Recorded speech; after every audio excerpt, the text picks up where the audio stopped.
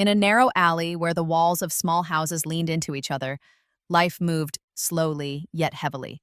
The lane was so tight that only a single motorbike could pass at a time. Most of the homes were built with raw brick, unplastered, their red surfaces cracked and weather-worn. Among these cramped dwellings stood one particular house, barely large enough to hold a small living room, a modest kitchen, and a single bedroom where Ali lived with his mother, Bibi Hajra.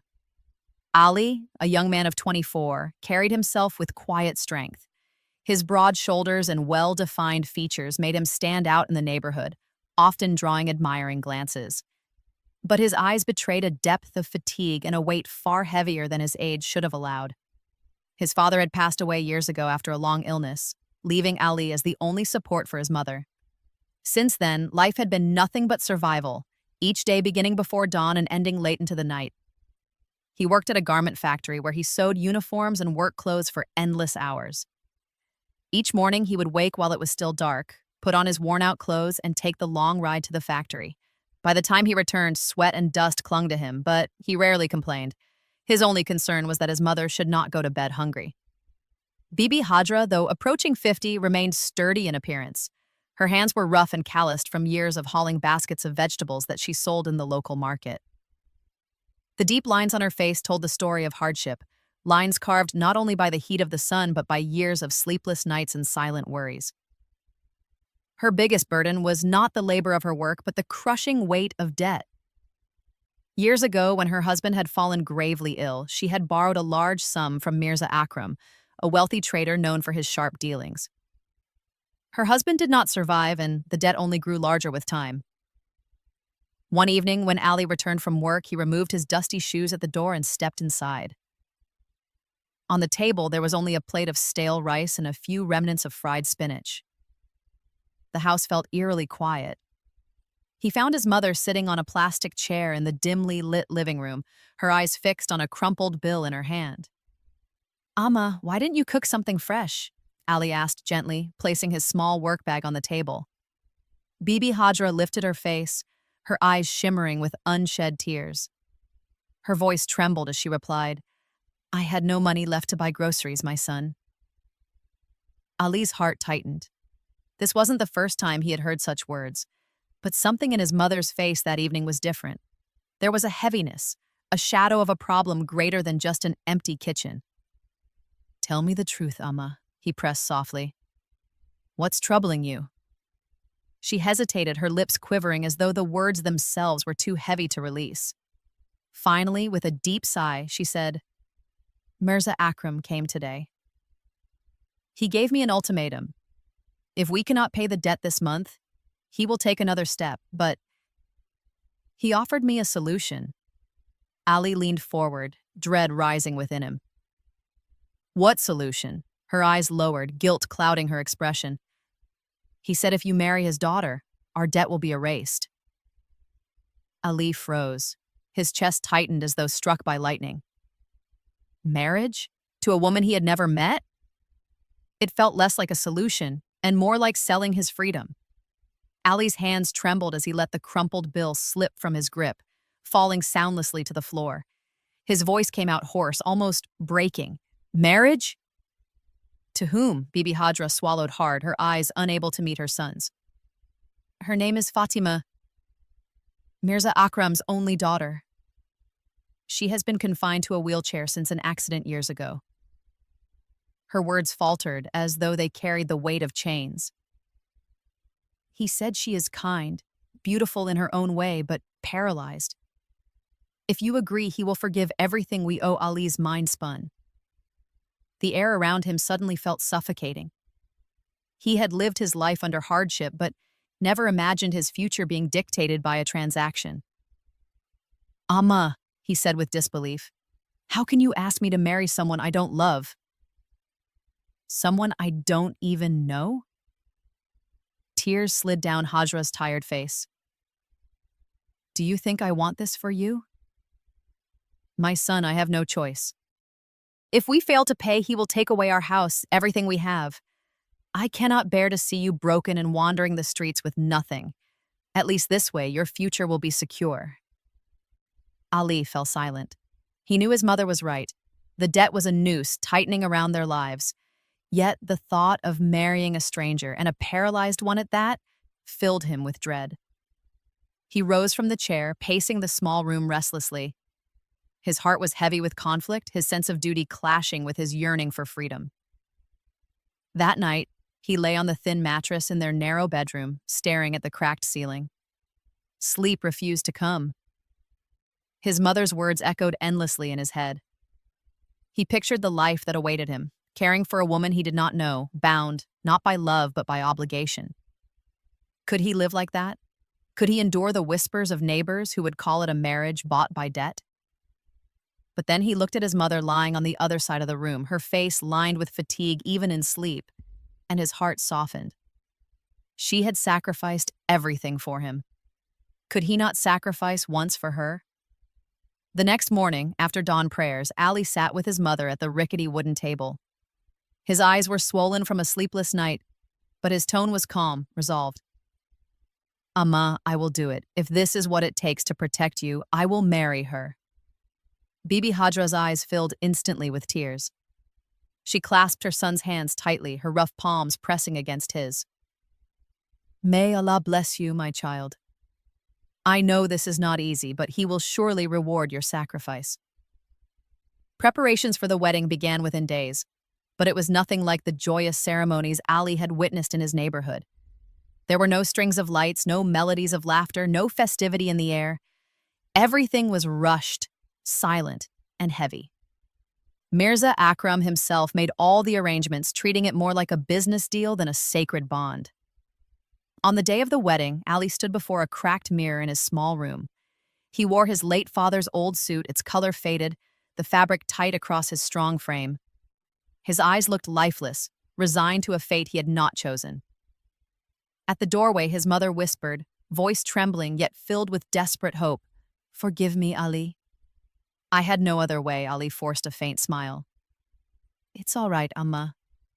May Allah guide us. While Ali prepared himself in his modest home, far away in a sprawling mansion, Fatima sat silently before a large mirror. Her delicate face was framed by a pale blue bridal dress embroidered with silver threads, her hair carefully pinned into a neat bun. A makeup artist applied soft tones to her features, while her mother, Begum Naila, adjusted the dupatta draped over her head. Yet despite the effort to make her look radiant, Fatima's eyes remained distant, carrying a sadness that beauty could not conceal. She turned to her mother, her voice low but steady. Ami, why must this happen? I do not know him. I do not want to marry someone who pities me. Begum Naila sighed deeply, pressing her daughter's hands. My dear, your father has decided. He believes this is best. You know how society looks at us. If you remain unmarried, people will talk. They will call you a burden. But I am not a burden, Fatima whispered fiercely, tears brimming in her eyes.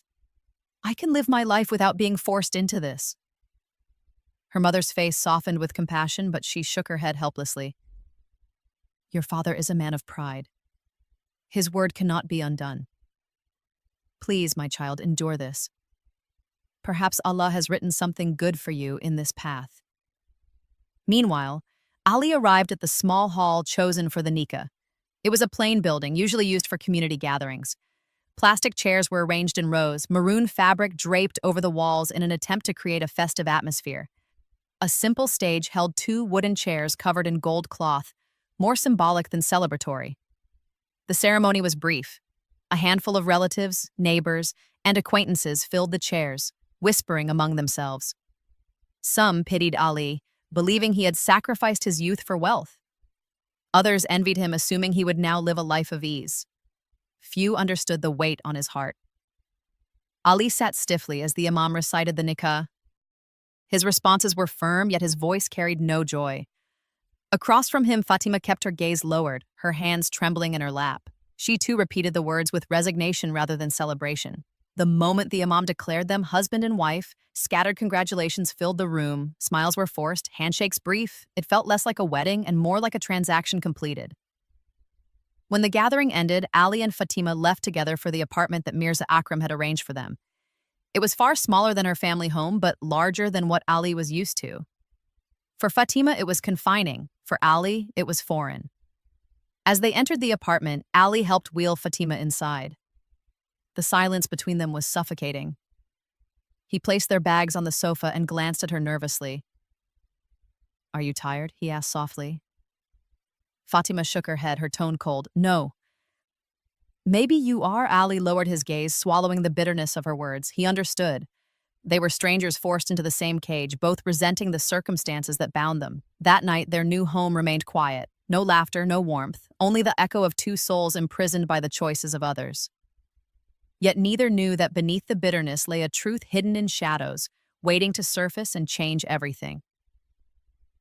The first night in their new home passed in heavy silence. The ticking of the wall clock echoed in the small apartment, each second sounding louder than the last. Ali sat on the sofa, scrolling through his phone without truly reading anything. Fatima remained by the window in her wheelchair, staring at the darkness outside as though searching for an escape. Hours went by without words exchanged. At last, Fatima broke the silence, her voice soft but carrying an edge of weariness. "I need to go to the bathroom." Ali stood quickly, almost relieved to have a reason to move. "Should I help you?" he asked, though the words came out more as an obligation than kindness. Fatima gave a brief nod. He pushed her wheelchair to the bathroom door. Just before entering, she said quietly, "Leave me here." "I can manage for a while." Ali hesitated, then stepped back.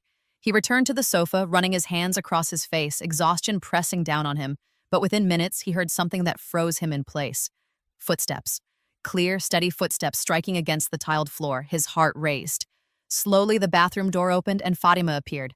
She wasn't in her wheelchair. She wasn't struggling to walk. She was standing tall, her steps firm, her movements flawless. Ali's breath caught in his throat, his voice cracked with disbelief. "What? What is this?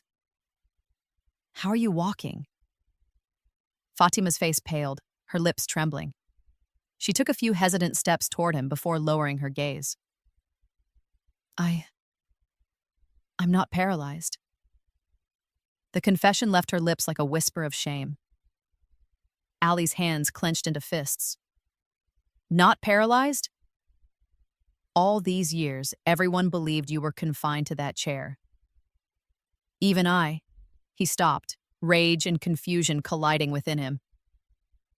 "Do you know what I have sacrificed? Thinking I was marrying someone who needed me? And now you tell me this was all an act?" Tears welled in Fatima's eyes. "You don't understand. I was forced. My father wanted me married off, and I couldn't bear the thought of men chasing after me for money. So I pretended. The wheelchair was my shield. If people thought I was paralyzed, they would leave me alone. But my father grew impatient. He threatened me. He said if I didn't marry, he would ruin my life." I had no choice. Ali turned away, his chest heaving with anger. He felt betrayed, humiliated, yet beneath the fury there was a flicker of recognition. He too had been forced into this marriage against his will. Was she, like him, a victim of her father's iron control? His voice softened slightly, though bitterness still lingered. "Why didn't you tell me earlier? Why keep me in the dark?" Fatima's tears spilled freely. "Because I was afraid. Afraid you wouldn't believe me.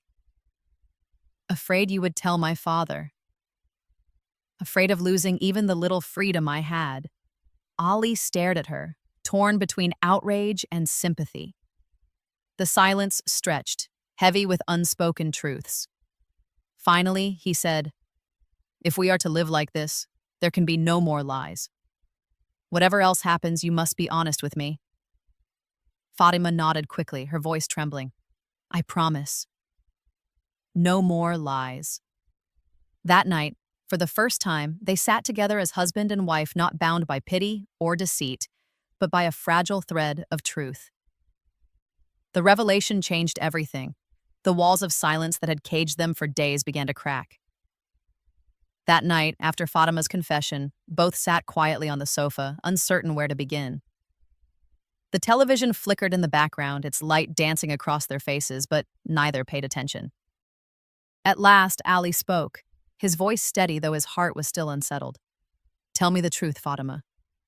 Why did you feel hiding behind a wheelchair was your only option? She looked at him, her eyes glistening. Because I was never seen as a person. To my father, I was his only child, a jewel he wanted to protect but also control. To others, I was a prize, his wealth wrapped in a human form. No one wanted me for who I was. They wanted what came with me. I thought if I appeared weak, men would stay away. And for years, it worked. But it also made me a prisoner. Ali listened, his anger slowly giving way to empathy. He thought of his own life, his youth buried under the burden of poverty, his mother's endless sacrifices, the crushing debt that had turned his freedom into currency.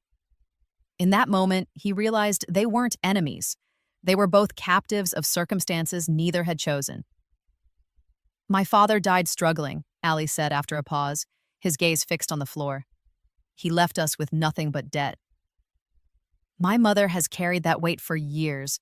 I married you not out of choice, but to save her from humiliation. You think you are alone in being forced, but I too was trapped. Fatima's lips quivered. So we are both victims. Yes, Ali said softly. But victims can still choose what happens next. We can either resent each other or try to build something from this mess. For the first time since their marriage, Fatima's expression softened. She nodded slowly. You're right. I don't want to keep living in anger. If we must share this life, let it not be filled with lies and hatred. From that night, a fragile understanding began to grow. Ali started returning from work not just with exhaustion, but with a sense of responsibility beyond duty. In the evenings, he sat with Fatima at the dining table and they would talk, sometimes about faith, sometimes about life, and sometimes about their fears. One evening, Ali brought a small religious book his mother had given him. Fatima picked it up curiously. I never really studied these things, she admitted. Maybe that's what I've been missing. Direction, Ali was surprised but agreed to guide her. Slowly, their evenings turned into sessions of reflection. Ali explained simple concepts of prayer, patience, and gratitude, while Fatima listened attentively, jotting notes in a small notebook. These discussions gave them both something they had long been denied, peace of heart. Yet beyond their home, whispers still followed them. Neighbors called Ali a man who had sold himself to wealth, and some pitied Fatima for being forced into such a union. But inside their modest apartment, a seed of trust was being planted. Neither knew where it would lead, but both were willing, at last, to nurture it. Days passed, and the atmosphere in their small home began to shift. Where silence once lingered like a curse, now soft conversations filled the evenings. Ali would return from long hours of factory work, his shoulders aching, but instead of retreating into quiet despair, he found Fatima waiting for him with questions, reflections, or simply a desire to talk. The bitterness that once clouded their union was slowly lifting. Fatima, who had spent most of her life surrounded by luxury and servants, began to confront a world she had never known. In her family home, everything had been provided. Meals appeared on the table, clothes were pressed and folded, and chores were invisible burdens carried by others. But here, in this modest apartment, there was no one to cook, clean, or shop for her. At first, she felt lost. Yet instead of surrendering to helplessness, she decided to try. One afternoon, Ali returned home earlier than usual. The smell of something unfamiliar greeted him as he stepped inside. He found Fatima in the kitchen, her dupatta tied loosely around her shoulders, her delicate hands fumbling with vegetables on the counter. A large pot simmered on the stove, steam rising into the cramped room. "What's all this?" Ali asked, surprised, setting down his work bag. Fatima looked up shyly, a smear of flour on her cheek. "I thought I should try cooking. It may not be perfect, but I wanted to do something myself." Ali raised his brows, both amused and impressed. He had never imagined her, the daughter of a wealthy man, standing over a pot of broth in a tiny kitchen. "Are you sure it's edible?" he teased gently. She gave a nervous laugh. "You'll find out soon enough." That evening, they sat together at the small dining table. Fatima placed bowls of soup in front of them. The taste was far from flawless, too much salt, the chicken slightly undercooked, but Ali ate with genuine appreciation. "It's good," he said, smiling.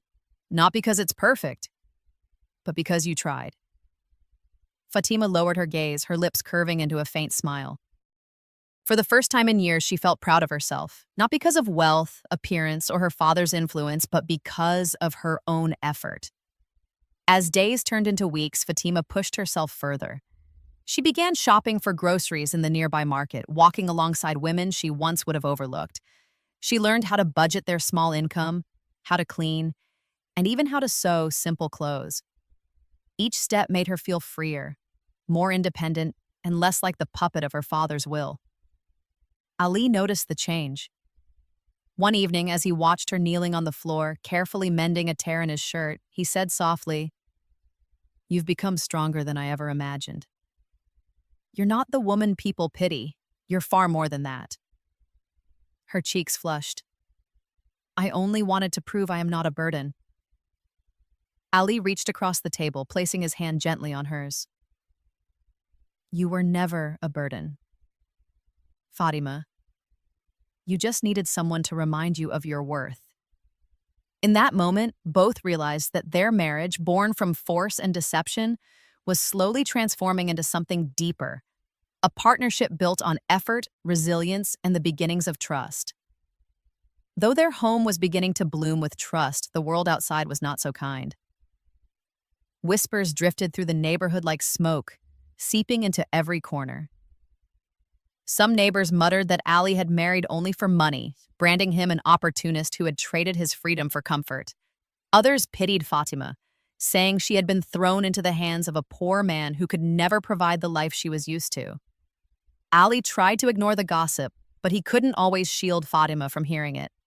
Sometimes when she visited the market to buy vegetables, she would notice women exchanging glances, their whispers rising just loud enough to sting. "That's her, the rich man's daughter who married the factory worker," they would say. Though she kept her head bowed and pretended not to hear, the words cut into her heart. One evening, Ali returned home to find Fatima sitting silently at the table, her eyes red as if she had been crying. "What happened?" he asked gently. She hesitated, then spoke in a trembling voice. "Do they all think I married beneath me?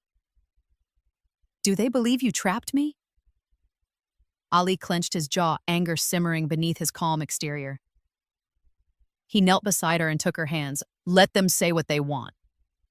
We know the truth, and only Allah knows what is in our hearts. Their words cannot define us." Fatima nodded slowly, comforted by his firmness. But both of them knew that gossip wasn't their only problem. Far away, her father, Mirza Akram, had begun to suspect that something was amiss. Fatima had stopped visiting him. His prideful nature could not accept her silence. Rumors reached his ears that she no longer used a wheelchair. One morning, as Ali prepared to leave for work, his phone rang. The name on the screen made his stomach twist. "Bibi Hadra." He answered quickly. "Ali, come home at once." His mother's voice trembled. "Mirza Akram came to the market today." He shouted before everyone, saying, "Fatima has been pretending all along. He blamed you. He said you've influenced her." Ali felt his chest tighten. He turned to Fatima, who stood pale, listening. "We need to face him," he said firmly. Later that day, they arrived at Hajra's small stall. A crowd had gathered. In the middle stood Mirza Akram, his face red with fury, his booming voice echoing across the market. "So it's true," he thundered, pointing at Ali. "You turned my daughter against me. You destroyed her honor, and now she defies me." Ali walked forward calmly, though his fists clenched. "I did nothing but respect her." She found the courage to live honestly. "Is that what angers you?" The crowd fell into a tense silence. Some nodded at Ali's words. Others murmured in fear of Akram's power. Fatima wheeled forward, then stood slowly, shocking many who had only known her as paralyzed. Gasps rippled through the crowd. "I am not weak," she said, her voice firm, though her hands trembled. "I chose to live in truth.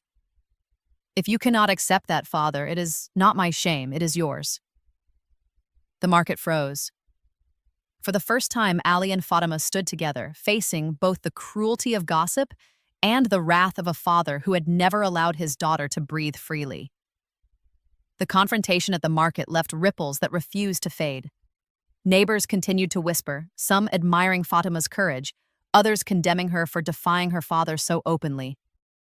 But in her heart, Fatima felt a strange sense of relief. For the first time in her life, she had spoken her truth. That evening, their home was quiet. Ali sat on the sofa, his head lowered, while Fatima stood by the window. The air between them was thick with unspoken thoughts. Finally, she turned to him, her eyes resolute. "I can't keep living like this," she said firmly. "Otsisi, we have to face him properly. I must go to my father and tell him everything myself. If I stay silent, he'll never stop chasing us." Ali looked at her with concern.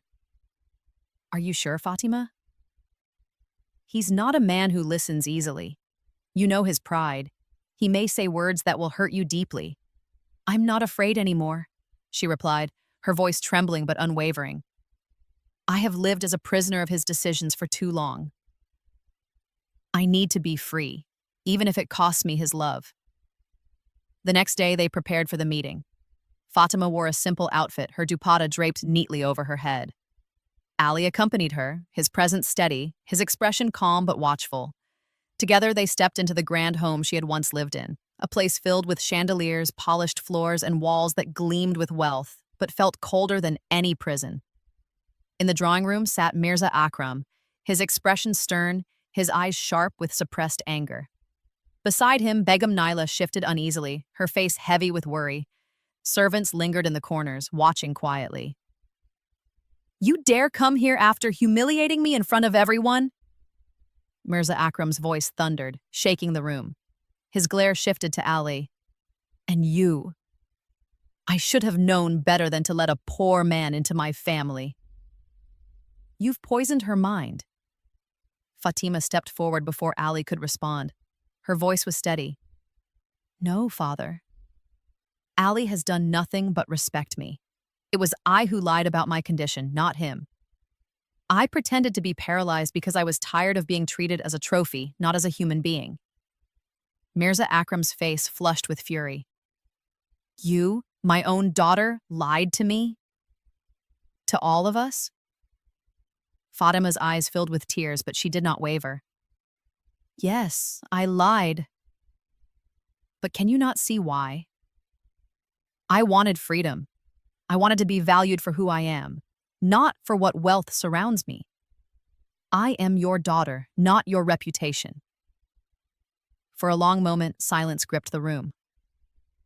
Begum Naila finally spoke, her voice soft, almost pleading. "She is right, Akram. We cannot force her to live behind lies. She is grown. She has chosen her path." Mirza Akram's fists clenched, his breathing heavy. Pride battled with the love he buried deep within. At last his voice broke, trembling with restrained pain. "If this is your choice, then so be it. But remember, Fatima, you are no longer under my roof. You live with the consequences." Fatima swallowed hard, her heart pounding, but there was no hesitation in her eyes. "I accept that, father. Because for once, I am living my truth." Ali stepped beside her, his hand firm on hers, and together they walked out of the mansion. Behind them, Begum Naila wept silently, while Mirza Akram sat motionless, a man torn between anger and loss. Months passed, and Ali and Fatima's new life began to blossom. Their small house, once bare and lifeless, now buzzed with activity. The scent of Fatima's baked goods often drifted through the air, luring neighbors to stop by. Children from nearby houses played in their yard, laughing as Fatima handed them leftover sweets. Ali's steady work in construction earned him respect among villagers who admired his honesty and determination. Yet despite their growing happiness, a shadow lingered in Fatima's heart, her father. Mirza Akram's angry words still rang in her ears, but so did the memory of the brief flicker of hurt in his eyes when she had walked away. She knew he loved her in his own way, even if that love had always been smothered by pride. One evening, as she was kneading dough, a knock came at the door. Ali opened it and found an elderly servant standing outside, one he recognized from Akram's mansion. The man bowed respectfully and handed over a folded letter. "From your father," he said softly, before leaving. Fatima's hands trembled as she unfolded the paper. The writing was firm, but the words carried a heaviness she had never seen before. "Daughter, if you still see me as your father, come with Ali and visit. I wish to speak, not as a master, but as a man who has realized his mistakes." Tears blurred Fatima's vision. Ali read the letter over her shoulder, then placed a steady hand on hers. It's your decision. Do you want to go? She nodded. Yes. I need closure. The next day, they traveled together. Entering the grand home again felt different this time. Fatima was no longer the frightened girl bound by lies. She was a woman who had built her own strength. In the sitting room, Mirza Akram rose to greet them. His face looked older, wearier. For a long moment, father and daughter simply stared at each other. Then Fatima broke the silence. Abba, her voice cracked, but she stood firm. I didn't come to fight. I came because I still love you. Akram's stern expression crumbled. His voice trembled as he said, and I came because I realized I nearly lost the only child Allah blessed me with. I forced you into a life of fear. I was wrong. Fatima's tears fell freely as she stepped forward and embraced him. The walls of pride that had stood for years finally collapsed. Begum Naila, standing nearby, wept quietly, whispering prayers of gratitude.